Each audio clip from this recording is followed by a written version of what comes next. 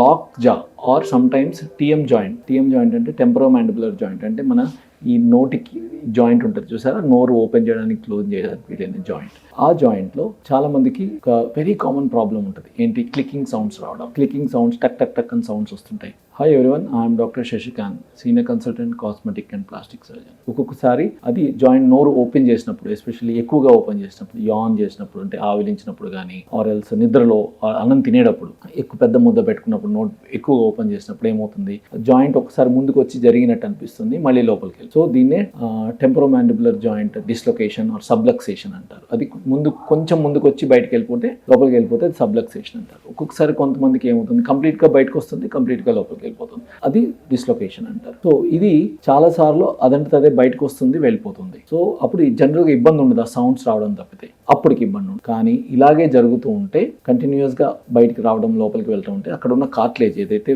Joint పైన covering ఉంటుందో అది డ్యామేజ్ అయ్యే అవకాశం ఉంటుంది. సో దానివల్ల టీఎం జాయింట్ ఆర్థరైటిస్ ఫామ్ అవుతుంది. ఆర్థరైటిస్ ఫామ్ అయ్యి దాంట్లో పెయిన్ వస్తుంటుంది అనమాట, రెగ్యులర్గా పెయిన్. ఆ పెయిన్ ఒక్కొక్కసారి మన చెవి పెయిన్ లాగా కూడా అనిపించవచ్చు అనమాట, పిన్నా పెయిన్ లాగా అనిపించవచ్చు. సో ఇది టెంపరోమాండిబులర్ జాయింట్ డిస్లొకేషన్ అంటారు. అలాగే ఒక్కొక్కసారి ఏమవుతుందంటే జాయింట్ డిస్లొకేట్ అయిపోయిన తర్వాత మళ్ళీ వెనక్కి వెళ్ళదు ఒక్కొక్కసారి. దాన్నే లాక్ జా అంటారు. లాక్ జా అంటే నోరు తెరిచి ఆ జాయింట్ డిస్లొకేట్ అయిపోతే నోరు క్లోజ్ చేయలేరు అనమాట. సో అప్పుడు ఎమర్జెన్సీకి వెళ్ళి వాళ్ళకు చిన్న మెనూవర్ చేయాల్సి వస్తుంది. అది కూడా కాకపోతే మత్తిచ్చి కూడా దాన్ని ఆ జాయింట్ లోపలికి తీసుకురావాల్సి వస్తుంది అనమాట. సో దీనివల్ల ఇన్ని ప్రాబ్లమ్స్ వచ్చే అవకాశం ఉంటుంది. అందుకనే ఈ లాక్ జాకి ఎటువంటి మనం ప్రివెంటివ్ మెజర్స్ తీసుకోవాలి. ప్రివెంటివ్ మెజర్స్ ఎట్లుంటాయంటే, అది మజిల్ స్ట్రెంథనింగ్ చేసుకుంటూ ఉండాలి.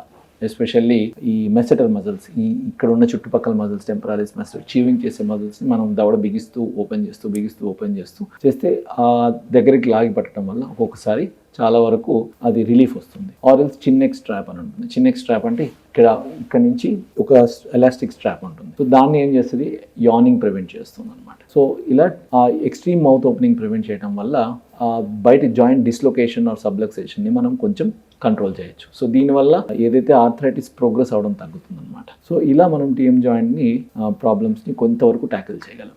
Thank you.